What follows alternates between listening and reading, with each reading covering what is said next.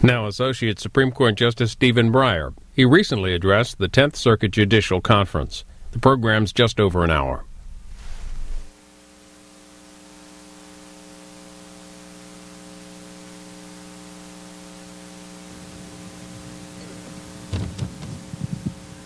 Good evening. Just a reminder, if you have a cell phone, turn it off. We are very fortunate to have C-SPAN videotaping this for us tonight. It's not a live broadcast, but they will be playing this on their network sometime in the near future. My name is Greg Kerwin, and I'm the president of the 10th Circuit Historical Society, which sponsors these fireside chats. And on behalf of the Society, I want to welcome all of you here tonight to this wonderful event with Justice Breyer. Through events like this and many other projects and programs, the Society celebrates and preserves the great legacy of the judges, lawyers, and court systems in the 6 states of the 10th Circuit. Many of our members, both judges and lawyers, are here with us tonight. If you're not a member yet, join us, work with us, and add your ideas and your energy to our group. And if you want to join tonight, come find me after the program and we'll sign you up. Our chairman, Andy Lester, to my far right, of Edmond, Oklahoma, will introduce tonight's panel. Andy's a member of the law firm Lester, Loving and Davies and handles complex trial and appellate work, including employment and civil rights cases. He served as a United States magistrate judge in the Western District of Oklahoma, and from the time he was a law student working for Senator Bob Dole and on President Reagan's transition team, to his current service as a member of the Board of Regents of Oklahoma State University, Andy has a long history of public service. And without further ado, Andy Lester will introduce our program, and thank you for attending.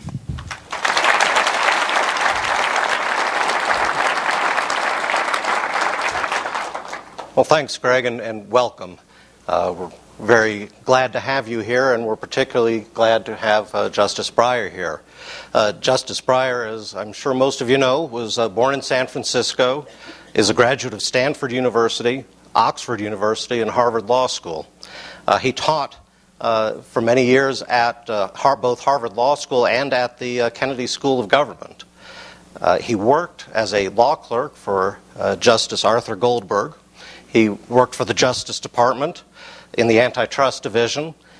He was an assistant Watergate special prosecutor. He was chief counsel of the Senate Judiciary Committee. And then in 1980, he was appointed to the United States Court of Appeals for the First Circuit.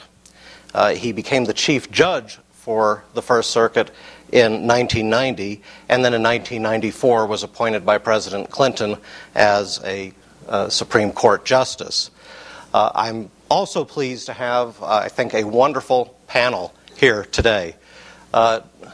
Jeff Rosen received his BA summa cum laude from Harvard University, received a second BA from Oxford, where he was a Marshall Scholar, and he received his JD from Yale Law School.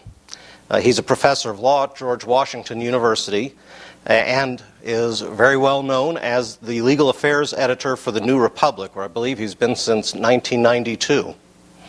Professor Rosen's essays and commentaries have appeared in the New York Times Magazine, the Atlantic Monthly, on National Public Radio, and in the New Yorker.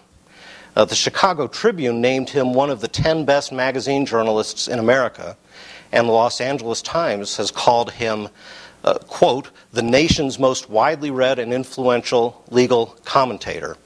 His most recent book is The Supreme Court, The Personalities and Rivalries That Defined America. And then to my left, immediate left, is our former Chief Judge, Stephanie Seymour.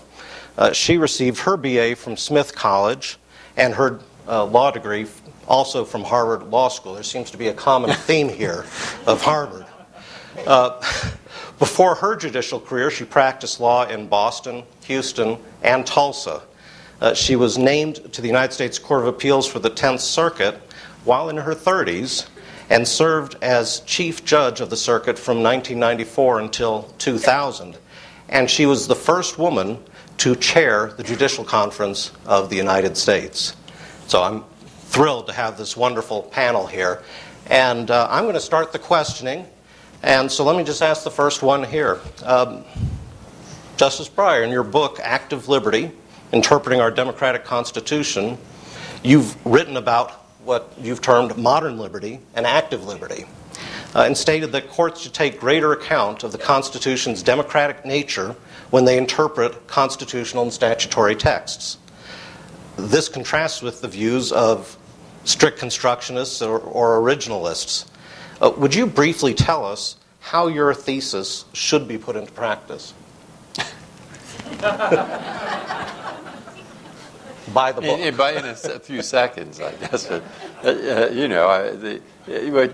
I understand because I used to teach law, and I've never been a journalist. But people love categories. And so that's what readers want to read. That's what students want to learn. That's what teachers want to teach, because they have to simplify and they have to get it across to the class. I don't have to worry about that anymore. I am sort of in the position that Roscoe Pound, who was a great dean, since we're talking about the Harvard Law School, and he was a great dean, he said, that judge is so stupid, he doesn't know if he's a member of the historical, sociological, or the empirical, analytic school of jurisprudence. Here I am. So I don't know what school I'm in, and I don't have a theory. But what I was saying in the book is that I think it matters to work out. It doesn't just matter. If you were in a job for 14 years, well, you learn something after a while. And I think one of the great privileges about being a member of the Supreme Court of the United States, and Harry Blackman told me when I came, you will find this an unusual assignment. And that's just what it is. And one of the great privileges is you're working with this document, the Constitution of the United States, on a daily basis. So you begin to see that document as a whole. And you don't have to make an effort, because you just do. So I asked myself, suppose you asked my colleagues, or me, to characterize what at bottom is this document about. And you get approximately the same characterization for everybody. I can't say it in one word, but I can in about 6. It's basically about the creation of democratic institutions. That's what those 7 articles are about. Primarily, at bottom, as interpreted, as guiding us today. And that's what I mean by active liberty. That's what Benjamin Constant called the liberty of the ancients. That was what the Greeks meant, and the Romans, though they had very limited ideas of who was a citizen. But among those they admitted into that privileged group, they shared the authority to make law. They participated. They had the right to share that power. That's active liberty. Today, that is democracy. And that's what that's about. But wait, we learned at least in 1789, began to, and the founders saw that, and the French Constitution or the French Revolution proved it. And if anybody doubts it, just look at those terrible wars of the 20th century. Majorities can tyrannize too. And so now you get the other 5 words. The first was democracy, but it's a certain kind of democracy. It's a democracy that protects basic human rights. It is a democracy that assures a degree of equality. It is a democracy that divides power horizontally, 3 branches, vertically, states, federal, and it is a democracy that insists upon a rule of law.